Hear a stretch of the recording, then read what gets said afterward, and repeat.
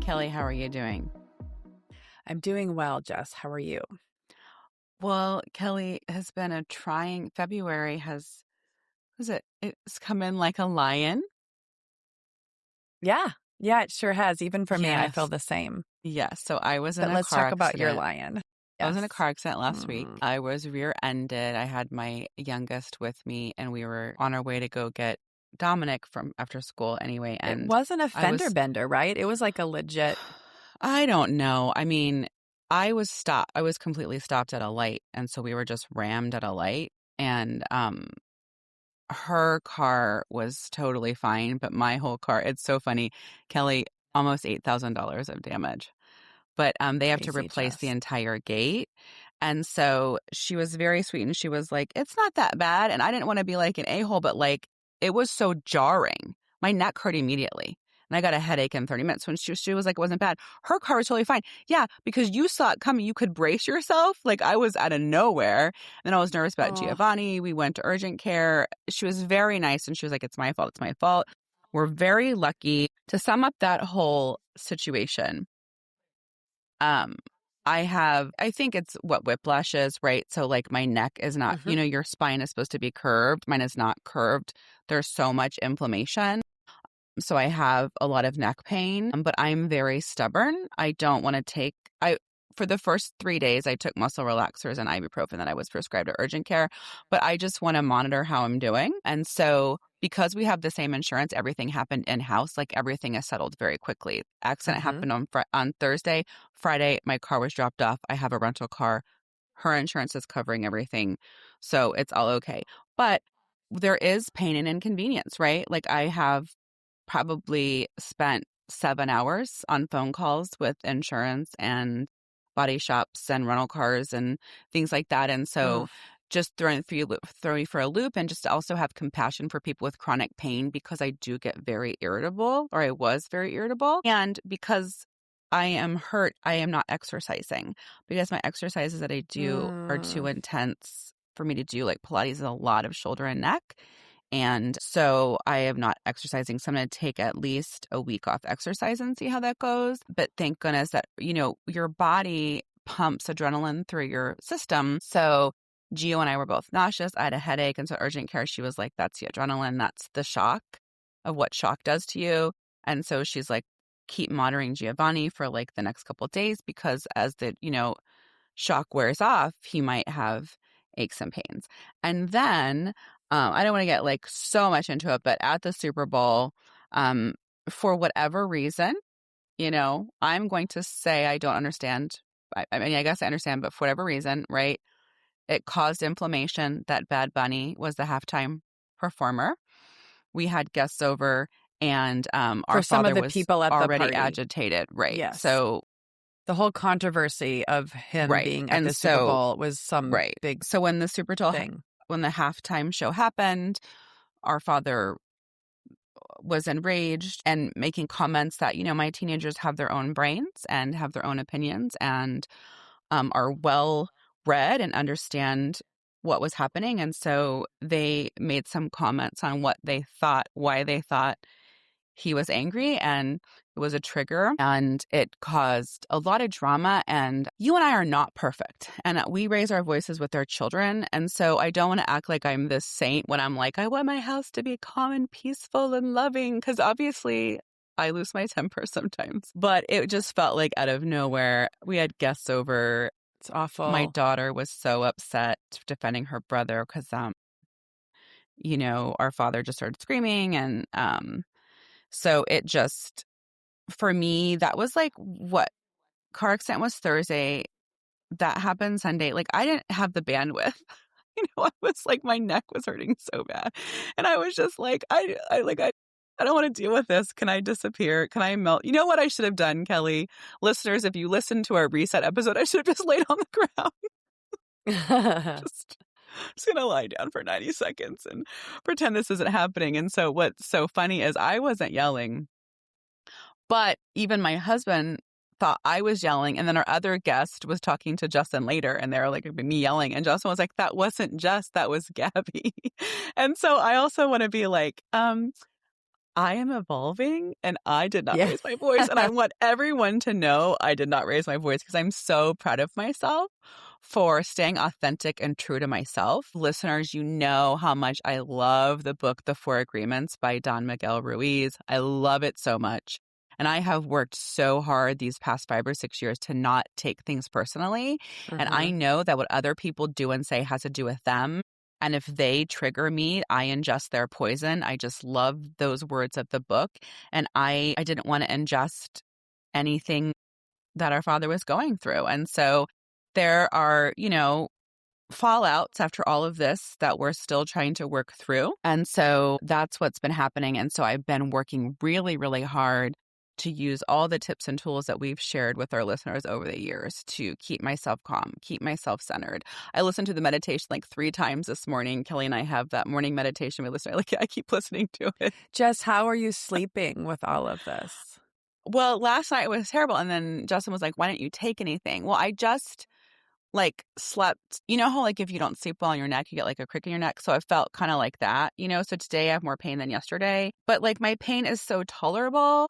I don't know. Are you like that? Why am I being a weirdo and not wanting to take things? Well, my first real problem on pain is I got new extensions. I had new hair. So I get new hair from my extensions once every year. You were basically in a car accident. It feels really bad, Jess. But anyway, it's just around the crown of my head. But I told Brett, I forget how much it hurts. And it feels like somebody is pulling my hair. If you have a really tight bun or really tight for 48 hours. And so it would just be I felt like I have a headache. And then I'd be like, oh, wait, it's just that. So then I'm trying to dismiss it. And so it is a constant, it's like a 1, right? Yeah. Constant 1. And I never took anything. And honestly, I'm sure your pain is more than that. So I think what we all forget, I always say this, was when you're in pain, it actually is so emotionally draining. Yeah. And probably it is irritable. because it's something that's always there and it makes you really uncomfortable. And so I would advise you to take something. The muscle relaxer even really if you helpful. can take an Advil or something, try to figure out what the right I was prescribed elixir is. 600 milligram ibuprofen. And so maybe I'm hoarding those. I got the 600s, Kelly. Maybe I'm hoarding the ibuprofens. Also, what's so interesting, have you heard people, on movies and TV and books when people are saying, oh, my back is spasming or my muscles are spasming? I thought that was pulsing shock waves. But when they did the x-ray and I forget what it's called, in your neck, she was like, your muscles are spasming.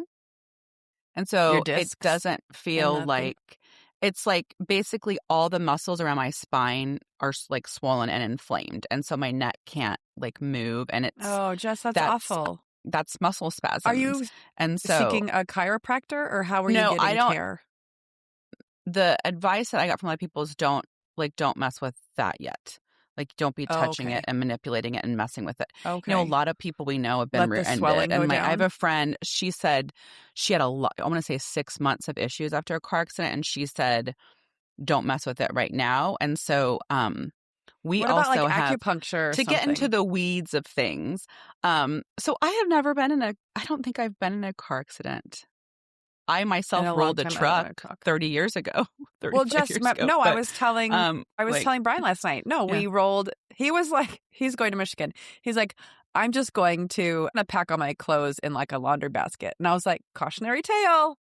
My mom rolled a car and Jessie packed her clothes in a laundry basket and I put them in a bag. Yes. And they flew everywhere? Rolled the car. Yeah, I don't know. I don't specifically know if you lost articles of clothing, but I remember that we all packed very haphazardly for what was supposed to be a 90-minute drive. And then my mom rolled the car.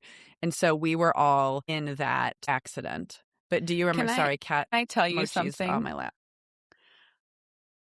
What I remember so vividly about that accident is I had the cutest outfit on in the history of the world. And when the paramedics come, they don't give a shit. They cut through your clothes. They cut all my clothes Jess, off. I don't remember that. You don't remember that? No. Yes, because I wasn't wearing a seatbelt, listeners, and we had a minivan, and I was laying in You the were middle laying row. down. I was laying in the middle row with no seatbelt, so I rolled all over the place. And you also got hit by beer cans because we had a beer cooler. cans were hitting me all over the place. Thank God Mom didn't have bottles, I guess. But so I was wearing. Are you ready? Oh my God, Kelly was so cute. I know what I was wearing. I was wearing black leggings, okay, with jean shorts over it, and a white shirt that had black polka dot accessories and like white Keds. It was amazing. Wow, Jess. And they cut it off. I just remember they cut the pants off, and I was like devastated. It was 1989, November 1988 or 89. I distinctly remember. I remember being in 8th grade. But anyway, I told Brian because like my hand got cut because I was like bracing myself in the. Yeah. But I felt like for years, I still do. I have like rough spots. I'm sure I still have like glass in my hand because it was in there and it was just shards of stuff. Yeah, but going back to your car accident now. So I called insurance. I don't know how quickly you're supposed to do things, but girl, I get shit done. So I'm calling insurance. So I get to pick Dominic up and I'm calling the insurance. That's what they want too, though. They just want to nip it in the bud. And I said, I'm going to urgent care, whatever. So they said you could file a claim for bodily injury for your insurance and auto for your insurance, or you can file auto with their insurance. They have to do an investigation. If they're at fault, their insurance will cover it. And so I was like, I don't want to file with my auto damage or auto because she said it was her fault. Like, she was very nice. By the way, I think I told you this. She said, I was 52 years old. I've never been in an accident. She looked 37. She looked amazing. And she was like so upset. And so she's like, it's my fault. It's my fault. So I was hoping that she was as nice as she presented and would just tell insurance, yeah, it was my fault, right? Which she did. She picked up the phone immediately, and in like 12 hours, they don't have to do an investigation because she had been at fault. But so I made a medical claim on my insurance. And so I have $5,000 of coverage for myself. And so I had called yesterday just to ask. And so you just go, listeners, if you don't know this, if you have medical coverage or are using insurance, you just have your claim number with you. And then I can go to acupuncture, right? So I've decided once the inflammation has gone down, I'm going to look at acupuncture. Great. Possibly other things. I'm just thinking, okay, I filed the claim for the $5,000. So I'm going to use that and have them bill insurance out. And I know I have been a therapist for accidents and stuff. I never wanted to deal with insurance, but basically when you're a provider, you provide service on what's called like a lien. And when you do that, providers charge a lot, right? They charge their max fees. And so that's why, chiropractors and people like that want to charge insurance because it's cash pay and they get more, but you have to wait or you don't get paid right away, right? Anyway, so that is how February is going. But, I oscillated between, victim mindset and growth mindset as far as like part of me was just like, I don't want to deal with this. I have too much on my plate already. I don't want to deal with getting a different car, getting my car fixed, going to urgent care, to, filing things, insurance, whatnot. And then switching to, I'm so glad I'm alive. I'm so glad Giovanni's safe. We had our seatbelts on. We did everything we could to care for ourselves. And we're alive and safe. And I say this over and over again, but like the death of our cousin Sophia has rocked me to my core to where I am just not sweating the small stuff. You know what I mean? It's like, I'm alive. I'm alive. I'm alive. I'm alive.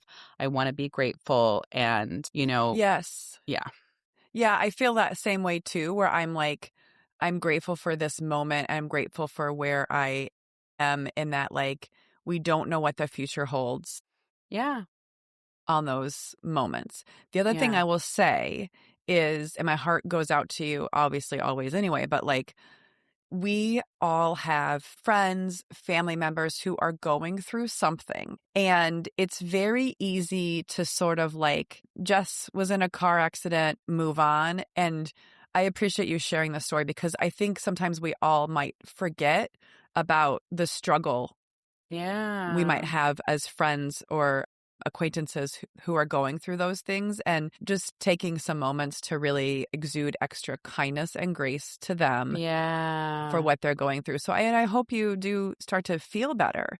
That's the thing too, is it feels weird that maybe for such a maybe you don't feel like it's a mild accident, but our bodies respond in different ways, and you got to take care of yourself. And that's where I feel like we can be triggered indefinitely. And like, I feel like that biologically, my body was triggered by that accident and is scanning for safety. Like, I don't feel safe yet.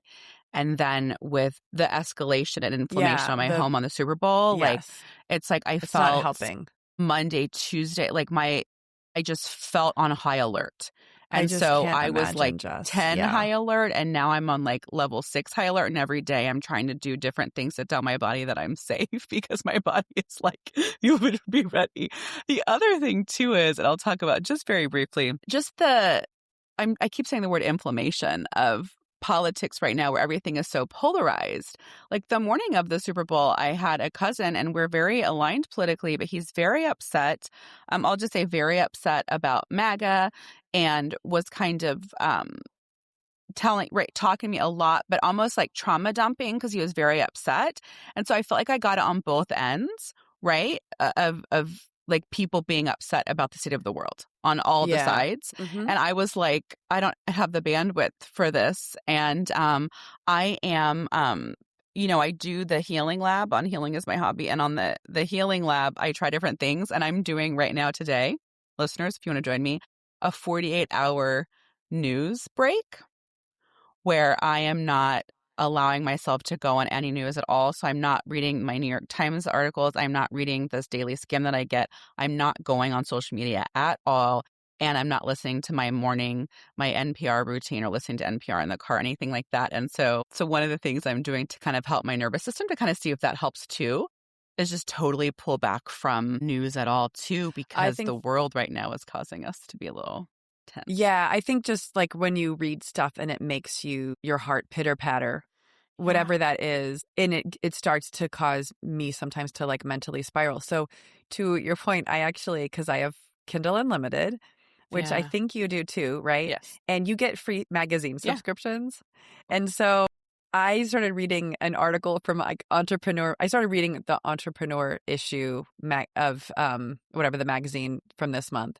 And Josie, I was like, oh my God, this magazine is amazing. And I was like, this article's about this and that article's about, and Brian was like, what is your problem here? Because I was like, oh, and you should read, there's this one. And I was like giving him like play by play. And I was like, how cool is that I'm like excited to read something? And it is something where it's like I'm learning something. Because I think the reason I love reading the news is I want to be like intellectually stimulated. Obviously, we read all the time, right? Yeah. But I need like snippet articles of some sort. And so yes, and also we can still care and be advocates and make change, but also take time to care for ourselves. Right? It doesn't mean like, I know that we have privilege. I have the privilege right now to take a break, right?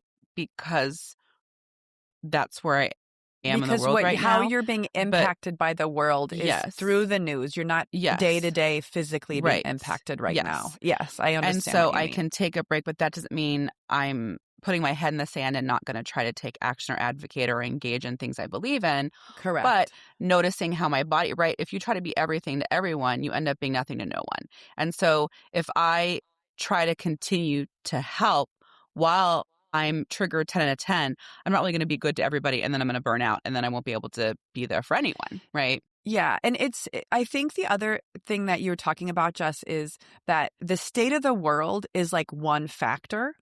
And then there are other factors in our lives. And all these, it's crazy how the brain works, right? But it starts to snowball. Yeah. Right? And that's where it gets really hard for us. So it's sort of like, how do you keep your snowball small? Yeah.